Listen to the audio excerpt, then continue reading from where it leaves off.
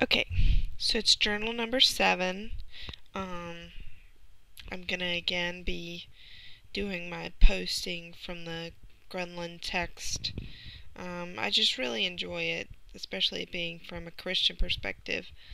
Although I enjoy the other texts too, but I decided I wanted to talk about cross-cultural and intercultural perspectives, which is what Chapter 2 is about.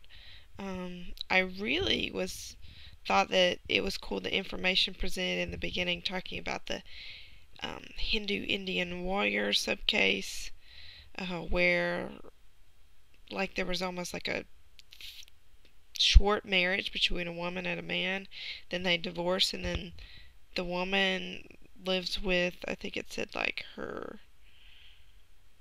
she has her family that helps take care of her, which includes like brothers and her father and all that, or maybe not her father, but brothers and all that kind of other stuff. And then she just has these like visiting husbands, that come after dinner and leave in the morning. So I wonder if this still is really happening that much, because I know this book is a little bit old. I think it was published in like the 80s or the 90s. So it's, maybe 10 to 20 years old. But, I'm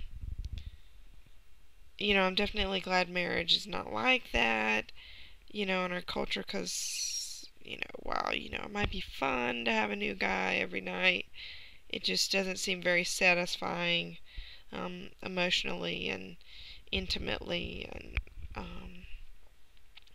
I'm sure that a lot of people that do have one night stands and stuff like that, while there might be a point of enjoyment just for the physical or the sex, I'm sure it's similar to this culture.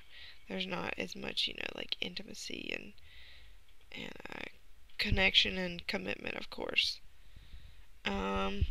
But what I mainly wanted to talk about was the issue of polygamy. It was practiced in the Bible. There have been polygamists all over the world, but a lot in Utah. Having to do with the Mormon or Latter-day Saint faith. Um, and while it was practiced in the Bible, I definitely agree with the author that I don't think that that's what God intended, that that's what God wanted for, Christians, for his people, for anybody, but that,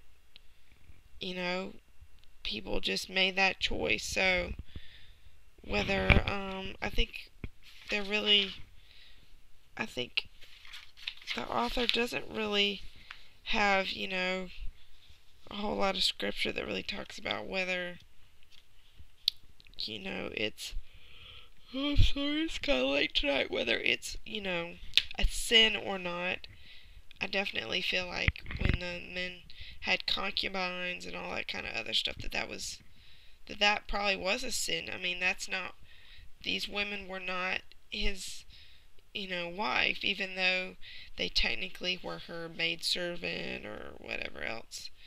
You know, to me, just because that's culture doesn't mean God was like, oh, you got the green light, you can go ahead and sleep with her. Doesn't matter.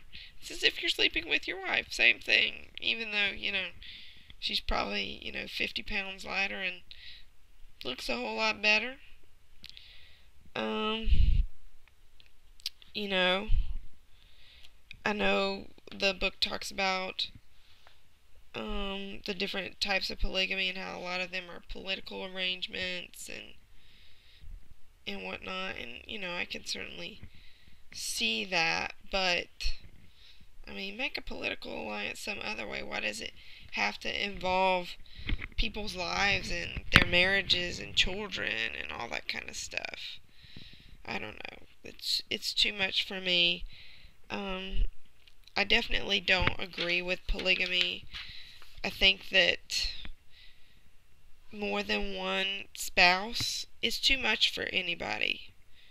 Nobody's Superman, I mean, there's bound to be jealousy and, other issues Plus, I mean, can one man or one woman really support, multiple spouses and multiple families? These days, with the current state that our economy's in, most people have a hard time supporting the one family that they have, let alone two or three. So, but I do find it interesting that several years back there was this show on HBO called Big Love, and it was like a modern day take on, this extreme, you know, sect of, I think, the Latter day Saints, and how there's this one guy who was secretly living as a polygamist. He had three wives, three households, but to the outside world, they were just he had just a normal family, and then there were like two single neighbor ladies that just happened to live next door. I actually enjoyed the show, and just seeing the different dynamic of how this might actually play out. So, while I don't agree with it, doesn't mean I can't find some entertainment value in it. But I am certainly glad that polygamy is not something that's widely spread and practiced in society today. I just think we're too selfish, too. I mean, most people don't have enough time for their own small family, let alone, splitting themselves between three people. But, and I'm also glad that, I don't have to worry about sharing my husband with anybody else. Because I think I probably would get jealous then. And I'm sure that, he would feel the same way about me. But that's all for tonight.